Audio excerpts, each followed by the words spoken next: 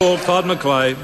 Mr. Speaker, it gives me great pleasure to rise today and speak on the Prime Minister's statement delivered such a short time ago. What a wonderful speech that was.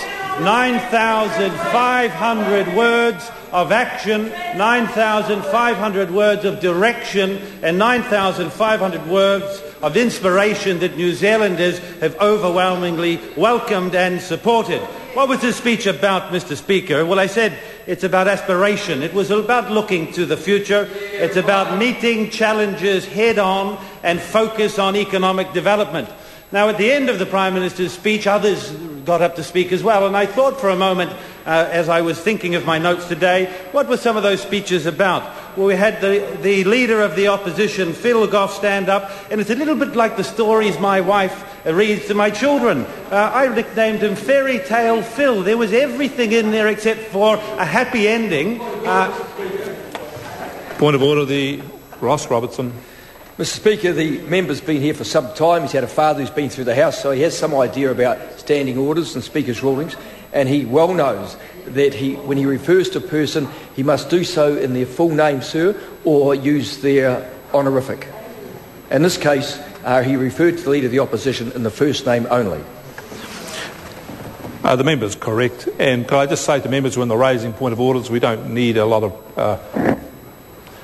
prefacing of them. The member will refer to other members of the House respectfully in the address that's agreed to.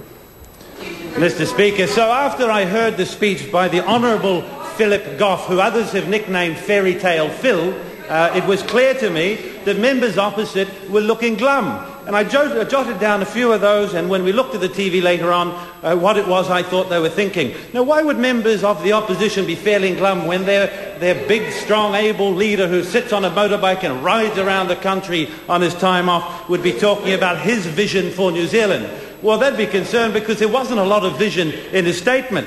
Now, and I had a little look at this. Who were they? Were they only backbenchers? Were there people on the front bench? Well, it was interesting that Chris Hipkins was looking quite concerned, Mr. Speaker, and I had a little look at what happened at the last election. The reason for that was I think Mr. Hipkins is not at all sure that with leadership like that's been shown by the Honourable Phil Goff, that others have nicknamed Fairy Tale Phil, that he can get back into this House in 2011. I'm sure he's thinking he's got to work extra hard now in opposition just because of their leadership. Clayton Cosgrove was looking quite disappointed too, the Honourable Clayton Cosgrove, not to be confused with the Honourable Philip Goff, who others have nicknamed Fairy Tale Phil. Well, why would he be looking concerned? Mr. Speaker, his nickname is thinner than what's under his hat.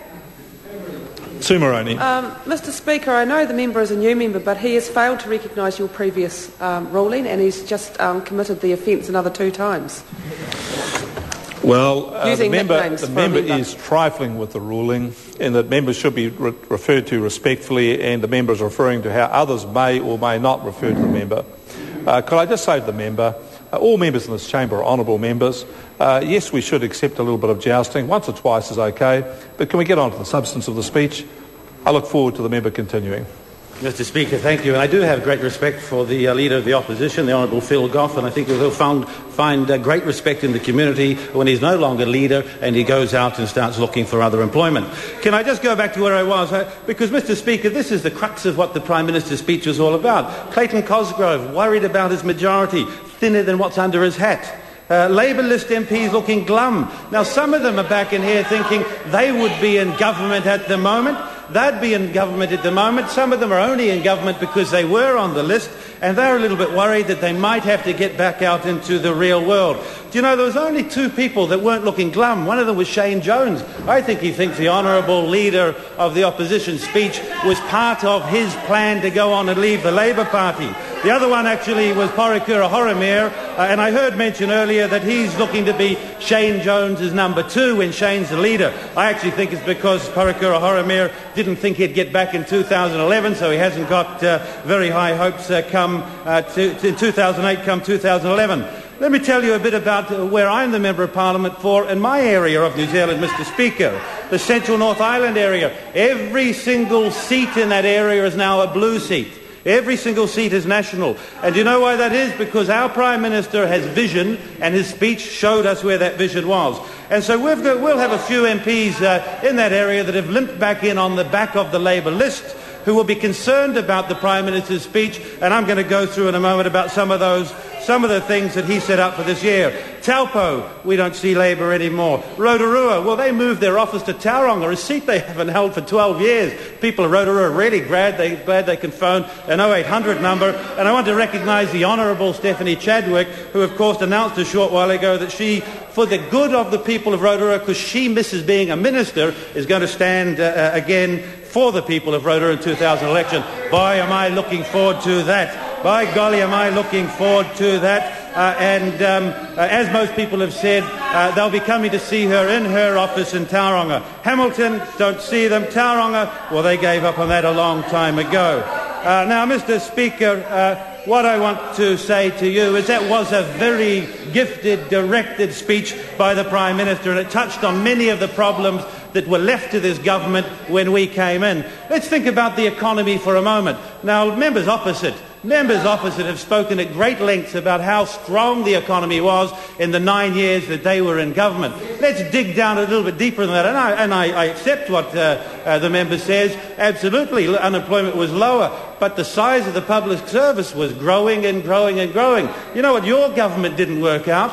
That it's not a government that should be employing people, it's businesses. And what we have to do in this country is back businesses so that they can get on and they can create employment. Now, governments create direction, and the Prime Minister has created a great deal of direction in this area. So let's go back to the productive economy. Mr. Speaker, the productive economy in New Zealand, those people that produce things and they sell them or they export them and then they go out and they invest. And after they invest, they go across and they employ other people. Well, the productive economy in New Zealand has been in recession since the year 2005, and members opposite smiling must be proud of that statistic. Since the year 2005, our productive base has been dwindling. And here we are in the year 2010, and do you know what level it's at? It's at the same level it was back in 2000. So 9 years of the Labour Party telling us about wonderful surpluses, the wonderful things they were doing, the excellent things they were fixing in this country, and where are we now? The productive sector of New Zealand that should be employing, investing and exporting is at the same level it was when they limped into government, and of course they didn't limp out of government, they were chucked out. Well, there are some changes coming to this, Mr. Speaker.